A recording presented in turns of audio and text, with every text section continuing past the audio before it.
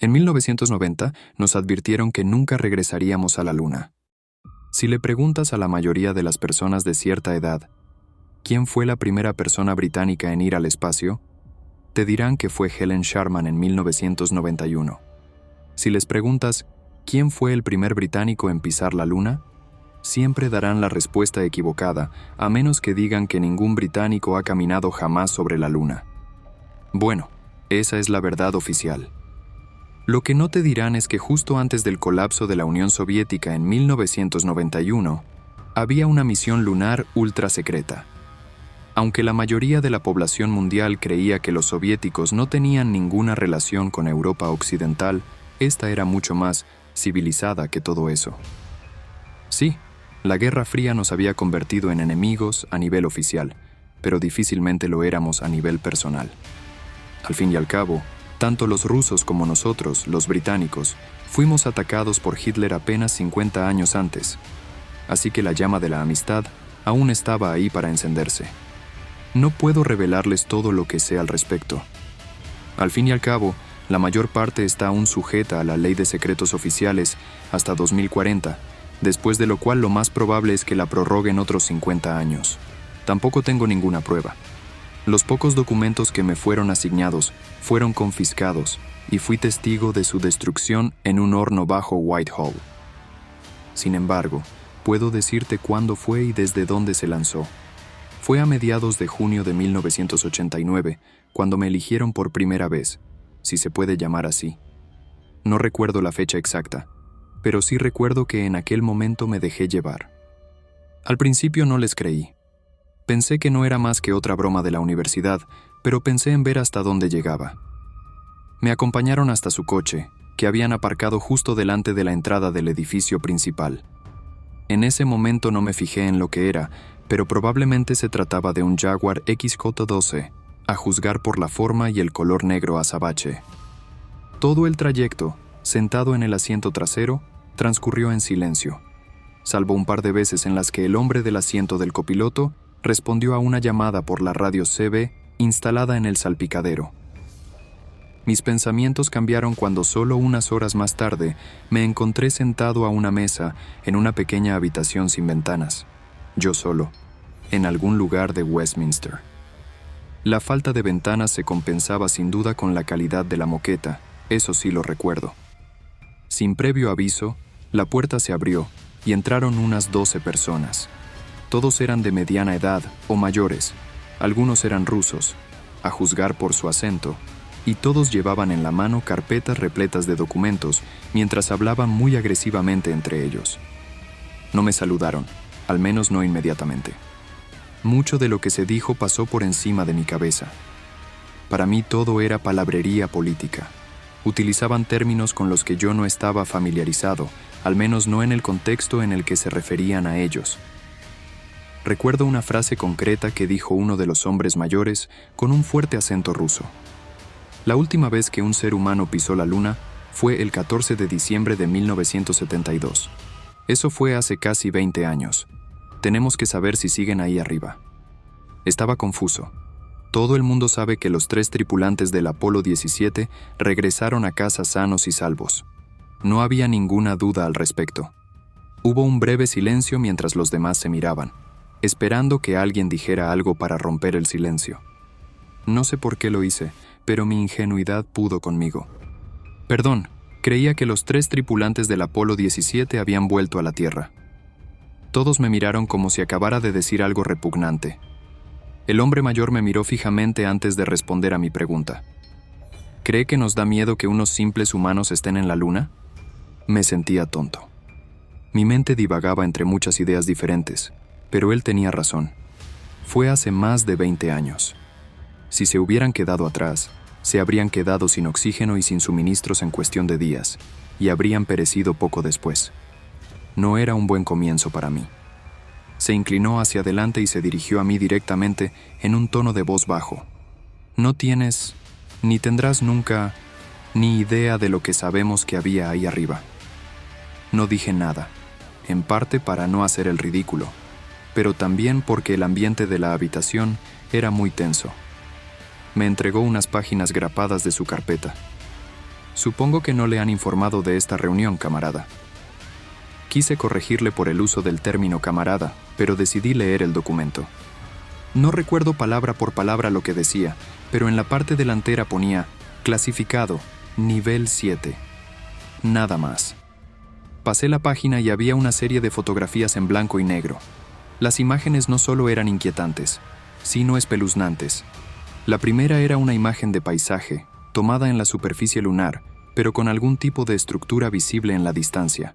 La segunda imagen era de un módulo de aterrizaje lunar, pero parecía que había sido cortado de arriba a abajo, sin bordes dentados ni escombros, simplemente cortado por la mitad. Lo único que recuerdo son unos caracteres cirílicos en el lado que quedaba. La tercera imagen era la más inquietante. Era un traje espacial muy básico, tendido en la superficie lunar con los restos destrozados y helados de su ocupante esparcidos por el visor roto.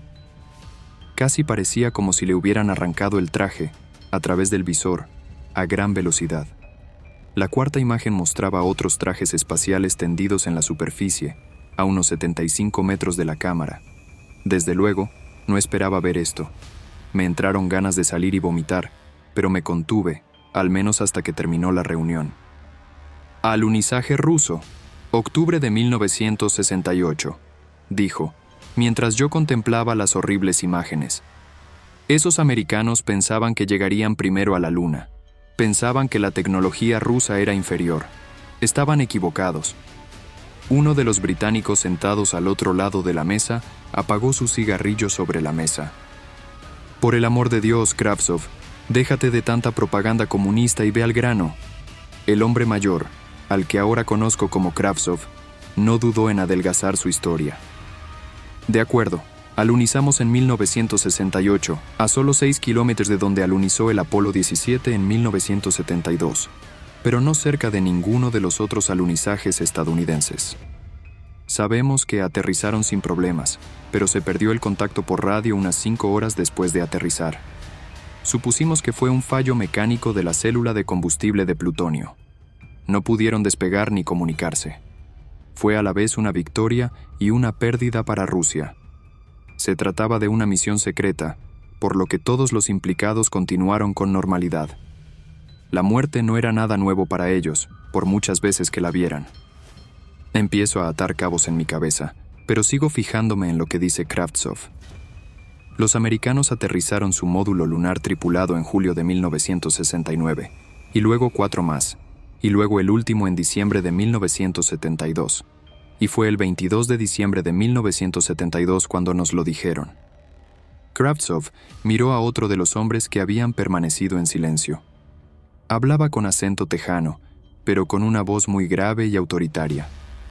Sí, en cuanto estuvimos seguros, avisamos inmediatamente al Kremlin. Hizo una pausa mientras rebuscaba en algunas de sus notas. Se había producido un descubrimiento por parte de la tripulación a bordo del Apolo 17 de un módulo lunar desconocido. Supusimos que era ruso, y pocos minutos después de recibir las imágenes, confirmaron que la nave que habíamos descubierto era rusa. Dígale lo que encontró su tripulación, camarada, le dijo Kravtsov al americano. Bueno, en aquel momento no estábamos seguros, pero los restos que había alrededor del módulo eran humanos. No solo eso, sino que estaban decapitados hasta quedar irreconocibles. Bien, poco después de su espantoso descubrimiento, los 3 tripulantes del Apolo 17 anunciaron unánimemente que querían regresar a la Tierra inmediatamente. Les dijimos que eso era imposible. El módulo de servicio, que estaba orbitando la Luna, se encontraba en una trayectoria equivocada en ese momento, por lo que no tuvieron más remedio que permanecer dentro del módulo hasta que llegara el momento de regresar. Nos dijeron que desde el interior del módulo podían ver figuras en el exterior, recogiendo el equipo que habían dejado fuera. Quiero decir, estos chicos estaban a 20 pies de distancia, de lo que fueran estas cosas, con solo el módulo lunar para protegerlos. Esos módulos están diseñados para resistir el vacío del espacio y las fuerzas del lanzamiento. Simplemente no están diseñados para resistir ataques físicos. Me quedé tan sorprendido que le pregunté sin pensar lo que iba a decir. Entonces, si pasó todo esto, ¿Por qué la tripulación del Apolo 17 parecía tan normal cuando les dieron la bienvenida delante de todo el mundo? Casi sonrió al decirlo. Por supuesto que parecían felices, sonriendo y saludando a todo el mundo. Los hombres que todo el mundo vio aquel día no habían estado ni cerca de una nave espacial, y mucho menos de la Luna. Me quedé confuso, pero él continuó antes de que pudiera decir nada. Esos hombres no estaban en condiciones de estar en el ojo público cuando regresaron. Así que pensamos en contratar a algunos actores para que se hicieran cargo de sus relaciones públicas y su estatus de famosos hasta que mejoraran. Desafortunadamente para ellos, nunca mejoraron. Quiero decir, físicamente estaban bien, pero mentalmente, olvídalo. Sus mentes se habían ido. La mitad del tiempo había que sedarlos para que se sentaran a comer. No paraban de hablar de ver esas figuras por todas partes. Y cuando uno de ellos finalmente nos habló de ellos, bueno, no fue bonito. Dijo que eran como una sombra opaca, pero con una mirada amenazadora. Dijo que uno de ellos le miró fijamente cuando se asomó al módulo lunar. Creo que quiso decir que lo miró fijamente, porque por lo que dijo, no tenían ojos. Dijo que miraban directamente a tu alma, saqueando todos tus pensamientos y proyectando miedo y terror en tu mente. Todavía no sabemos mucho de lo que ocurrió allí. Todo lo que tenemos para seguir adelante son las fotos, y no mucho más. Pasé la página del documento que tenía en la mano. Los bordes estaban húmedos por el sudor de mis manos. La siguiente imagen mostraba un atisbo de una de esas figuras. Era horrible. No era más que una sombra muy oscura, pero con un contorno muy característico y extremidades, si se les puede llamar así. Es difícil de decir por el ángulo desde el que se tomó la fotografía, pero supongo que estas figuras eran de unos 9 o 10 pies de altura. ¿Y qué tengo que ver yo con todo esto?, le pregunté. Uno de los otros hombres respondió rápidamente. Como profesor de psicología, necesitamos estar seguros de que si la tripulación de esta próxima misión se ve afectada de algún modo, usted podrá curarlos. Me quedé de piedra. Seguía sin saber qué tenía que ver esto conmigo. Sigo sin entender por qué sientes la necesidad de involucrarme en esto. Algunos de los hombres empezaron a mirarse entre sí antes de que Kravtsov lo dijera sin más. Tenemos nuestras razones para seleccionarle. Hemos estudiado a fondo tu expediente y estamos convencidos de que reúnes todos los requisitos necesarios para esta tarea. Me levanté furioso. Eso es ridículo. ¿Quieres decir que solo porque pasé 18 meses trabajando en un manicomio, de repente, estoy cualificado para curar a tu tripulación después de que vean cosas que van más allá de la imaginación humana, a 6 metros de ellos, mientras están a 250,000 kilómetros de otra alma viviente? Obviamente no tienes ni idea de cómo funciona la psicología, ¿verdad? ¿Por qué demonios querrías enviar a alguien allí? La última tripulación del 72 apenas volvió con vida, si se puede llamar vida, a que te den de cenar a los 39 años. Kravtsov no estaba del todo contento, pero me negué a seguir adelante con esto. Vale, te diré una cosa. Toma estos documentos, léalos detenidamente y si cambia de opinión, háganoslo saber. Ya había tomado una decisión. No iba a aceptar el encargo, pero cogí los documentos de todos modos, para evitar más enfrentamientos con Kravtsov o los demás. Los 2 matones trajeados que me habían traído hasta Londres me llevaron de vuelta a la universidad. Lo admito, lo consideré una vez que tuve tiempo de asimilarlo. Pero decidí que escuchar relatos de primera mano sobre figuras malvadas e impías de hombres inteligentes, a los que alguna fuerza de otro mundo les había destrozado la mente, no era para mí. Aún recuerdo los detalles del lanzamiento y el número de tripulantes.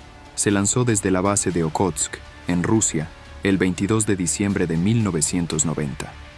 Había 3 tripulantes, 1 británico y 2 rusos, pero no recuerdo sus nombres. No pensé más en ello y archivé los documentos en una caja en mi estudio. En enero de 1991, 1 o 2 días después de volver de las vacaciones de Navidad, recibí una llamada telefónica. Iban a recogerme al día siguiente y debía llevar conmigo los documentos que me habían entregado unos 7 meses antes. Les recordé que no quería tener nada que ver con esto. Lo entendieron y respetaron mis deseos. Estuvieron de acuerdo en que no tendría que realizar ningún experimento psicológico, pero aún así debía acudir mañana.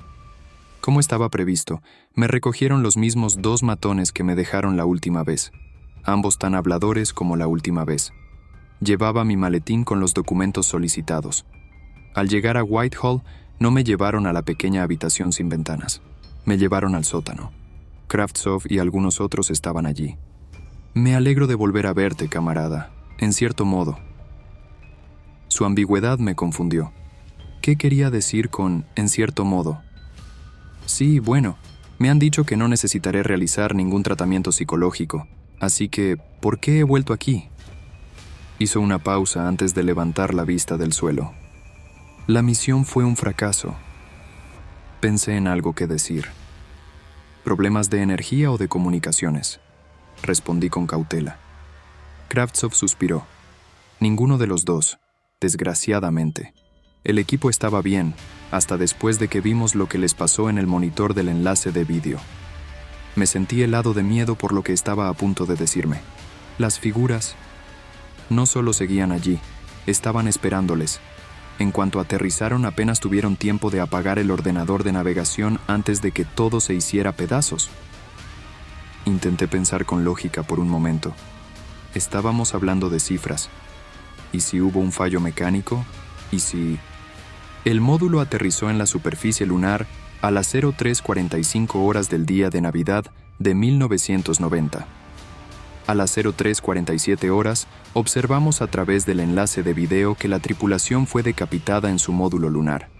A las 03:48 horas, todas las impresoras de línea de alta velocidad en el control de la misión en Okhotsk imprimieron el mismo texto una y otra vez, advirtiéndonos que nos mantuviéramos alejados de la Luna, con grandes detalles de las consecuencias si no hacíamos caso a su advertencia. Estaba enfadado y temeroso a la vez. Me enfadaba que enviaran a 3 hombres inocentes a su muerte inevitable a 250,000 de kilómetros de distancia para ser destrozados por estas figuras. Pero temía lo que todos sufriríamos si se produjera otro alunizaje en el futuro. ¿Y ahora qué hacemos?, le pregunté a Kravtsov. ¿Tienes los documentos?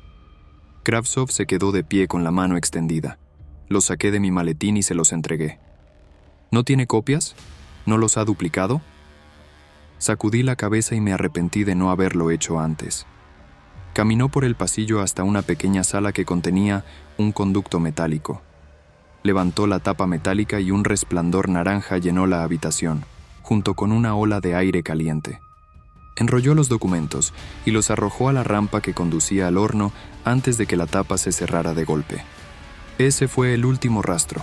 Mientras no hayas hecho duplicaciones, oficialmente esa misión nunca tuvo lugar. Inmediatamente volvió al pasillo. Le seguí, cerrando la puerta de la sala del horno tras nosotros. Puedes encontrar tu propio camino a casa, camarada. Me tendió la mano. Después de lo que acababa de oír y de lo que acababa de hacer, le estreché la mano instintivamente, sin pensarlo. Por favor, no imagines que nuestros caminos no volverán a cruzarse, camarada. Puede que algún día volvamos a necesitarte, pero la próxima vez tu ayuda será obligatoria, dijo, mientras se daba la vuelta y se alejaba.